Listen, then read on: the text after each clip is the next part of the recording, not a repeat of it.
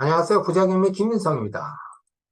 자, 오늘은 서울특별시 김포구에 소재한 근린주택을 가져왔습니다. 자, 웬 생뚱맞게 김포시가 김포구라니요. 김포시가 서울로 편입됨으로써 이제 서울은 세계적 추세인 메가시티로서의 도시의 규모를 가지게 되고 환경적 요인으로는 바다와 강을 가진 수도 서울이 된다. 집권당인 국힘당에서 김포시를 서울특별시로 편입한다는 그런 발표가 있음으로써 정치적으로나 사회적으로 상당히 지금 많은 말이 오가고 있는 그런 상태인데, 집권당에서 서울특별시로 편입한다면 김포시는 결국에는 김포구로 편입될 수밖에 없다. 자, 이렇게도 전망을 할 수가 있습니다. 해서 오늘은 그 지역에 있는 물건을 가져왔습니다. 같이 살펴보겠습니다.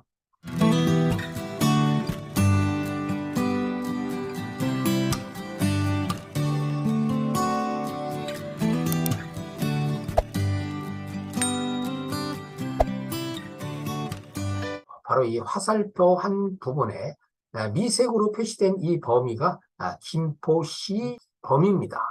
그래서 이 부분 서울특별시로 편입이 예정되어 있는 김포시 범위입니다. 위성으로 직접 볼까요? 자, 이 부분이 지금 김포시 전경입니다. 자, 이제 서울시는 이제 아름다운 도시 서울이 더 아름답게 됐습니다.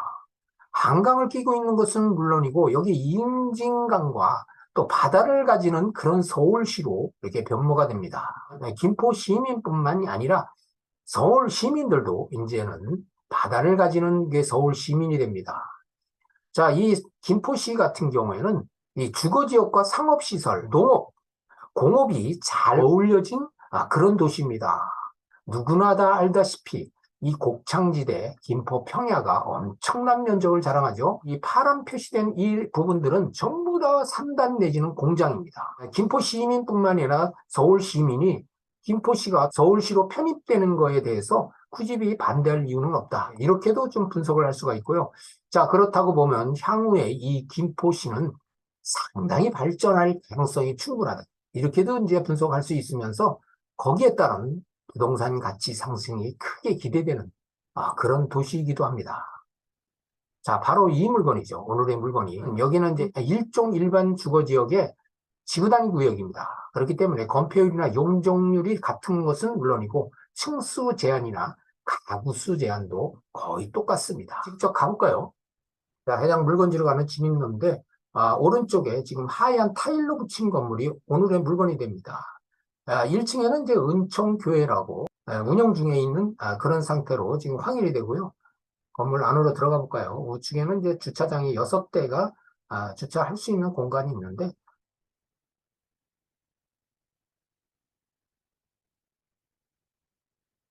안으로 들어가 볼까요? 계단은 이제 화강석으로 처리했는데, 자, 벽 모양을 보니까 건축비를 좀 아끼기 위해서 페인트도 수성 페인트 정도로 칠한 그런 상태입니다. 건물은 잘 지어진 건물은 아니다. 이렇게도 분석할 수가 있고요. 여기 2층에는 1호 2호 라인이 현관문 한 개로 이렇게 통과할 수 있게끔 그렇게 구조가 되어 있습니다. 결국에는 2층에 6가구가 지금 임대를 놓고 있는 상황이라고 보고요. 여기 이제 3층 똑같은 구조입니다. 여기 이제 3호, 4호 라인이 있고, 1호, 2호 라인은 현관문 한 개를 통해서 두 가구가 살 수 있게 돼 있고, 여기 5호, 6호도 두 가구가 이렇게 현관문을 통해서 들어갈 수 있게 돼 있습니다. 2층도 마찬가지입니다. 가벼운 미닫짐도 좀 쌓여 있네요. 누군가가 나가려고 지금 준비를 하고 있는 그런 상황이다. 자, 여기 이제 4층 부분입니다. 4층은 좀 빨래도 좀 널려 있고, 4층도 2층, 3층하고 똑같은 구조입니다. 401호, 402호 한 현관으로 통과할 수 있게끔 돼 있고, 도시가스 점검한다고 이렇게 또 딱지가 붙어 있고, 자, 405, 406호도 마찬가지입니다. 자, 2층, 3층, 4층에 각 현관문에 어떤 안내문 같은 것이 붙어 있는 집이 한 집도 없는 것을 보면, 결국에는, 자, 거주를 하고 있다. 자, 이렇게도 분석을 할 수가 있죠. 자, 방금 현장 답사를 통해서 동영상으로 봤던 건물입니다. 자, 이 건물에는 동영상에서 확인했듯이 가층의 1호에서 6호 라인, 총 18가구를 임대 중에 있다. 이렇게 지금 분석할 수가 있습니다. 자, 여기 보면 2에서 4층까지 실외기가 18대로 이렇게 설치되어 있는 것을만 봐도 지금 18세대가 임대 중에 있는 것을 에어컨 실외기에서도 확인할 수 있고, 도시가스입니다. 도시가스 계량기가 1층 점포 1개를 포함해서 2에서 4층 18개, 총 19개가 이렇게 설치되어 있고 전부 다 지금 오픈되어 있는 것이 보입니다. 여기에 임차인들이 다 지금 현재 거주를 하고 있다. 또 이렇게도 분석을 할 수가 있습니다. 건축물관리대장입니다. 건축물관리대장을 보니까 위반 건축물로 이렇게 표기가 되어 있습니다. 자, 이 물건은 사용 승인일이 2019년 9월 23일자 약 한 4년 정도 된 건물로 동영상에서 확인했듯이 건물은 상태는 상당히 양호합니다. 어디 뭐 실금 하나 없는 그런 정도지만 건물은 그렇게 잘 지어진 건물은 물론 아니다. 이렇게도 이제 분석할 수가 있고요. 1층엔 이제 근린생활시설이고 2층, 3층, 4층에서 총 4가구가 이렇게 건축 허가가 나 있습니다. 그러나 앞서서 확인했듯이 18가구로 우리가 지금 확인을 했죠. 자, 위반된 내용을 한번 보겠습니다. 2021년 6월 1일자에 위반 건축물로 표기가 됐습니다. 건축법 위반이죠. 그래서 위반 내용을 보니까 무단 대수선을 통해서 2에서 4층까지가 4가구에서 18가구로 이렇게 가구수 증설을 했기 때문에 위반 건축물로 지정이 됐다. 자, 이렇게 지금 표기가 되어 있습니다. 자, 위반 건축물로 지정이 되면 그에 따라서 원상복귀가 이루어지지 않으면 이행강제금을 부과한다. 자, 이런 내용입니다. 그래서 이행강제금 부분 잘 체킹을 해야 되겠죠. 자, 그래서 이 4가구에서 18가구로 지금 이 건축물관리대장에서 확인이 됩니다. 자, 오늘의 물건 법원 경매 정보지를 통해서 분석을 해보겠습니다. 사건 번호는 2022-44246 부천 지원에서 진행하는 물건으로 매각기일은 2023년 11월 14일자입니다. 자, 감정가격이자 최초 매각가격은 10억 2,951만 3,300원에서 이번 차수 49%대인 최저 매각가격이 5억 446만 1,000원에 시작되는 반값 이하로 떨어진 그런 금액, 아주 매력적인 금액으로 시작합니다. 이거 내용을 보면 여기 일괄 매각이고 1층은 근린생활시설, 2에서 4층 다가구 주택으로 이용 중이다. 자, 이렇게 표기가 되어 있고 건물은 일반 건축물 대장상 위반 건축물로 지정이 되어 있는데 그 내용은 이제 가구수 증가죠. 가구수 증설로 인해서 2층에서 4층이 4가구에서 여기는 8가구로 잘못 표기가 되어 있습니다. 건축물 관리대장상에는 18가구죠. 또 현황조사상에서도 각층 6가구에서 18가구가 임대 중인 것을 이제 확인했습니다. 그래서 이제 표기가 좀 잘못됐지만 18가구가 지금 증가가 됐다. 자, 이렇게 확인이 되고요. 소재지는 경기도 김포시 통진호 율마로 384번길 24-6 9번지로는 마성리 540-3번지에 소재하는 근린주택입니다. 자, 기일 내역이 여기도 이제 11월 14일로 표기되어 있고, 이번에는 3회차에 49%대에 진행되는 금액이 요게 이제 표기되고요. 매각 목록을 보면 토지, 건물이 이제 매각 목록에 포함되는데, 토지는 270.8평방미터에 82평, 건물은 지상 4층에 연면적이 447.39평방미터에 135.34평이 되는 중형급 이상의 근린주택입니다. 토지 건물이 일괄 매각이고요. 자, 토지 건물 감정평가 내역서를 보면 여기 이제 평당 금액도 다 나와 있고, 지상 4층 건물, 그 토지, 이렇게 포함해서 감정평가된 것을 확인을 하고요. 공부상 면적과 실면적이 이제 같습니다. 토지는 평당 535만원, 건물은 평당 437만원에 평가를 해서 총 매각대금이 10억 2,951만 3,300원에 시작된 것을 이 감정평가서에서 확인합니다. 자, 등기사항 요약표입니다. 토지 갖고날 보니까 여기 소유권 이전 청구권 가등기가 설정되어 있고 또 임의경매 개시 결정이 시작된 것을 확인하고요. 을구란에 근저당 설정이 되어 있습니다. 건물의 각구란도 소유권 이전 청구권 가등기, 또 압류 한 건, 임의경매, 가압류, 근저당과 임차권 설정이 있는데 자세히 살펴볼까요? 자, 이 물건은 2019년 11월 13일자에 소유권 보존 등기를 한 이래 지금까지 임대 수익 중에 있다가 2022년 12월 14일자에 가락 신협의 근저당권에 의해서 경매가 개시됐습니다.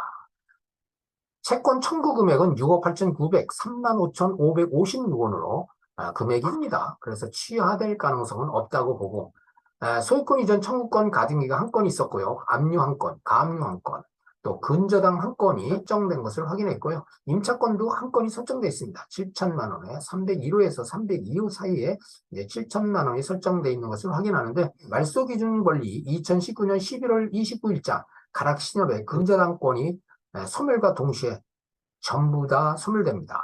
해서 이 물건에는 매수인이 등기상 권리, 인수되는 권리가 없다. 자, 이렇게 분석할 수 있고요.